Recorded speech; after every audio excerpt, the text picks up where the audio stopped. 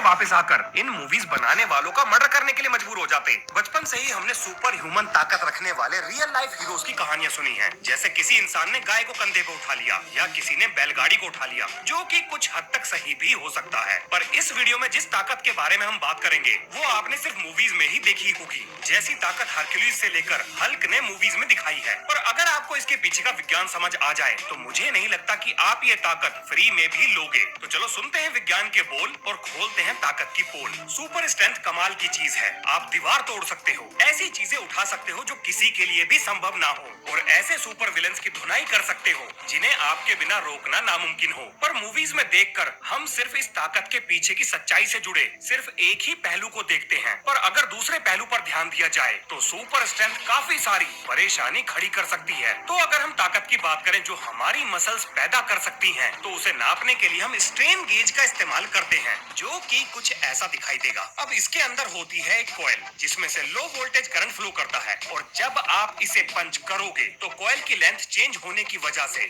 Voltage में अंतर पैदा होगा, और ये अंतर बताएगा कि आपकी मसल्स ने पंच करने में कितनी ताकत का इस्तेमाल किया। अंदाजे के लिए 2-2,500 न्यूटन का पंच एक जबरदस्त पंच होगा। पर हम बात कर रहे हैं सुपर स्ट्रेंथ की, जो पंचिंग बैग नहीं बल्कि दीवारें तोड़ सके, और सुपर विलन्स की हड्डियां भी। अब यहाँ ये गलती मत कर देना कि 2500 न्यूटन की ताकत लेकर किसी सुपर विलन से भिड़ जाओ। सुपर विलन आपका कचूमड़ निकाल देगा। तो दीवारें तोड़ने के लिए और सुपर विलन का भरता बनाने के लिए आपको चाहिए सुपर स्ट्रेंथ। तो आखिर कंक्रीट की दीवार को तोड़ने के लिए कितने न्यूटन की ताकत चाहिए, अभी बता देते हैं। तो अगर मैथ का सहारा लिया जाए तो हमें पता चलता है कि आपके पंच का सरफेस एरिया और कंक्रीट दीवार की कॉम्प्रेसिव स्ट्रेंथ, इन दोनों कैलकुलेट करने के बाद 2500 न्यूटन से तो दीवार ना टूटने वाली, बल्कि इसे तोड़ने के लिए चाहिए 2,50,000 न्यूटन की फोर्स, यानी एक नॉर्मल इंसान से 100 गुना ज्यादा ताकत। तो अगर ये वीडियो देखने से पहले दीवार तोड़ने का मन हो रहा था तो अब ये ख्याल अपने दिमाग से निकाल दो। पर चलो एक बार को मान लेते हैं कि आप 100 गुना ज्यादा ताकतवर हो।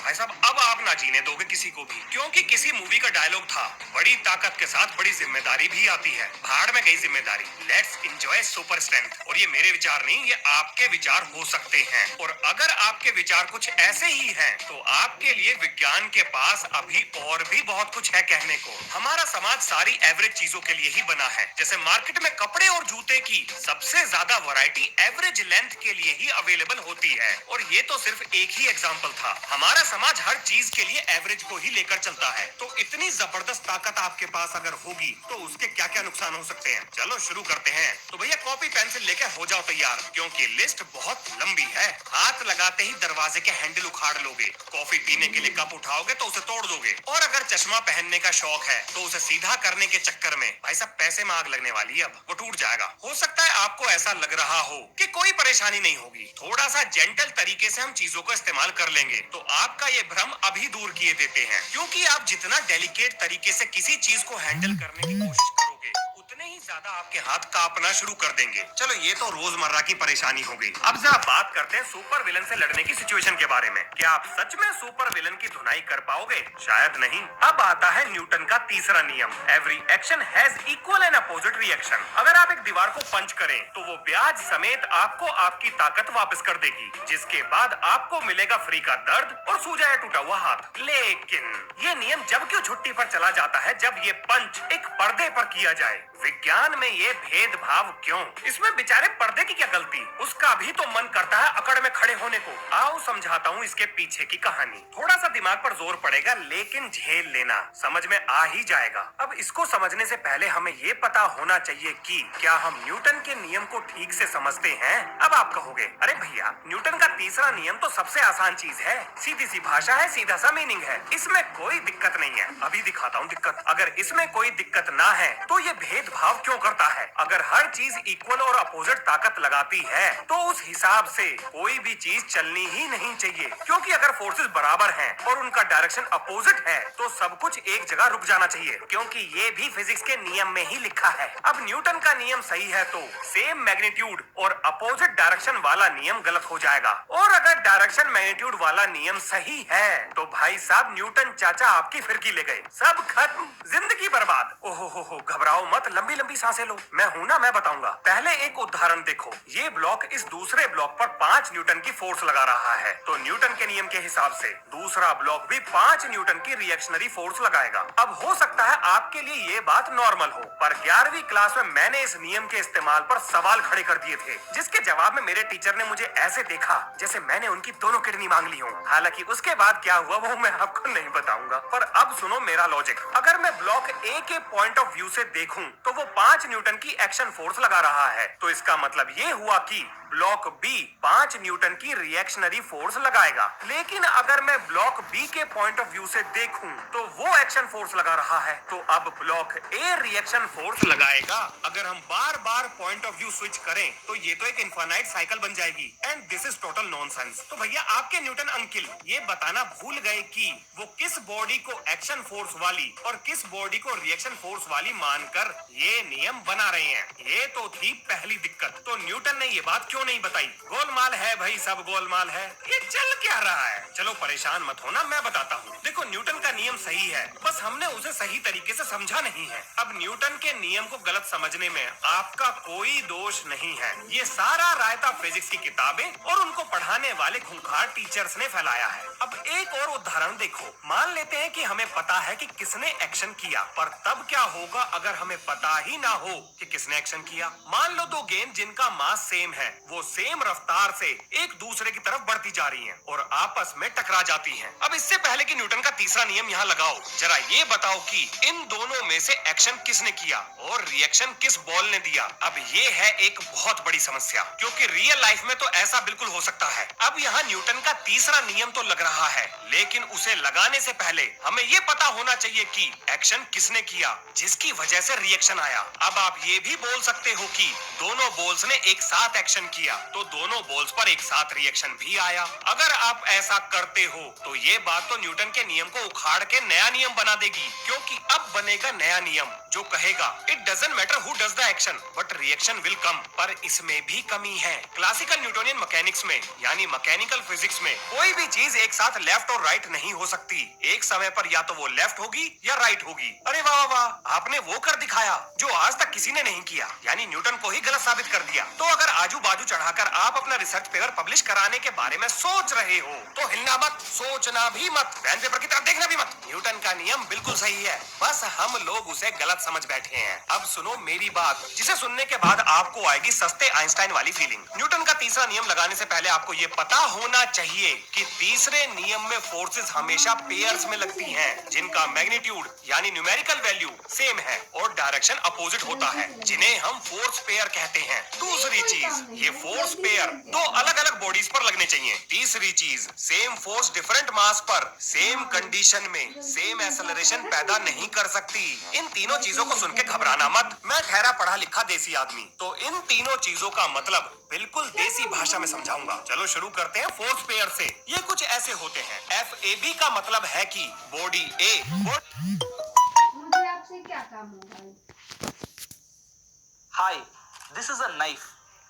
I am going to teach you about a topic on how to avoid losing stocks in stock market.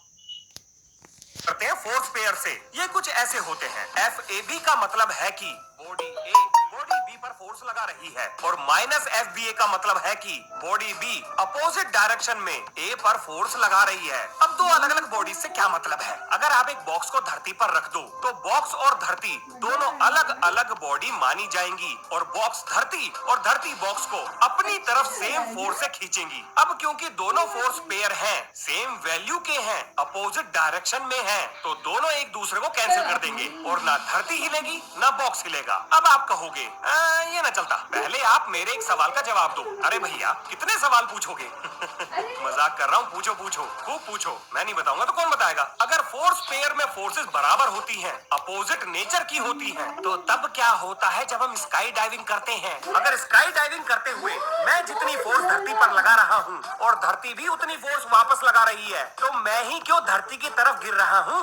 धरती को भी तो ऊपर आना चाहिए, क्योंकि न्यूटन के नियम के हिसाब से अब फोर्स पेयर तो है जो बराबर बराबर भी है, डायरेक्शन भी अपोजिट है, और अगर एक्शन ऊपर से गिरना है तो रिएक्शन धरती का ऊपर आना होना चाहिए। चलो हो गया आपका। अब मेरी सुनो, पहली बात तो इस केस में हमने एयर फ्रिक्शन को छुट्टी पे भेज रखा है, और दूसरी चीज, वाह जी वाह, कहाँ है स्टूडेंट ऑफ द ईयर का अवार्ड? आपने बिल्कुल कमाल धमाल बवाल सवाल पूछा है, पर दिक्कत ये है कि आप न्यूटन के नियम को गलत लगा बैठे हो। मैंने अपनी तीसरी बात में बोला था कि सेम फोर्स सेम कंडीशन में दो अलग अलग मास को सेम रेट से एक्सेलरेट नहीं करा सकती।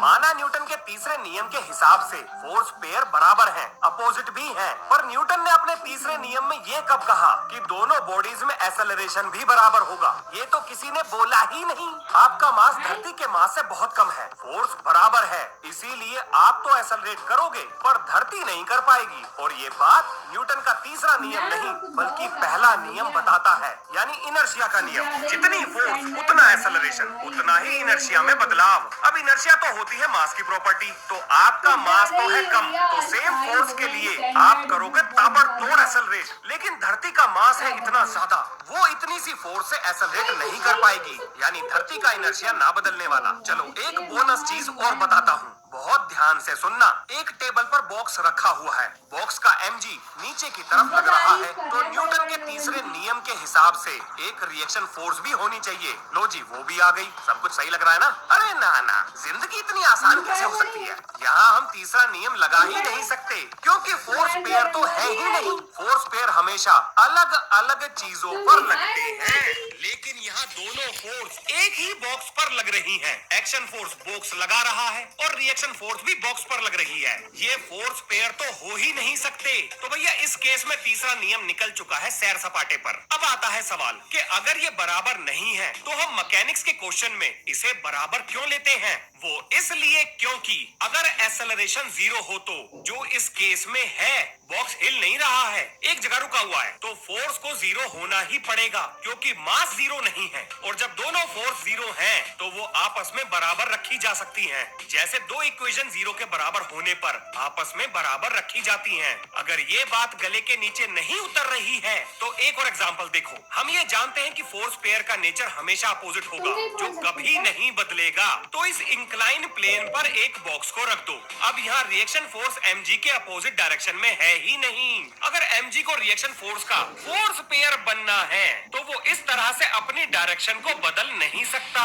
लो जी, निपटा दिए हमने सारे कंफ्यूजन। तो भैया टेबल वाले केस में न्यूटन का तीसरा नियम तो लगता ना, पर आप तो हो पूरे जिद्दी, खा बैठे हो कसम कि वीडियो बनाने वाले तेरा पीछा ना छोड़ेंगे हम। कुछ भी कर पर लगा के दे टेबल पर न्यूटन का तीसरा नियम। अब आप इतने प्यार से धमकी दे रहे हो तो कैसे मना कर सकता हूँ? अब देखो मेरा कमाल, मैं बिछाऊंगा फिजिक्स का ऐसा जाल जिसमें फंसेगा न्यूटन का तीसरा नियम। ये जो बॉक्स टेबल पर रखा है, इसका फोर्स पेयर है धरती के द्वारा इस बॉक्स पर लगाई जा रही फोर्स। अब आप कहोगे ये क्या है? मतलब कुछ भी। टेबल की रिएक्शन फोर्स कहाँ गई जो टेबल ने बॉक्स पर लगा रखी थी? मास्टर जी ये ना चलता। अरे रुक जा मेरे सस्ते वैज्ञानिक, पूरी बात तो सुन ले। अब एक फोर्स बॉक्स टेबल पर लगाएगा, लो जी बन गए सारे फोर्स पेयर्स। वैल्यू भी बराबर है, डायरेक्शन भी अपोजिट है, और अब दुनिया का कोई भी नियम इन्हें बदल नहीं सकता, चाहे खुद अपनी कब्र से न्यूटन ही क्यों ना वापिस आ जाएं। अब आप पूछोगे मेरे से एक सवाल कि महाराज ये बताओ आपको ये सब पता कैसे चल रहा है कि कौन सा किसका फोर्स पेयर है?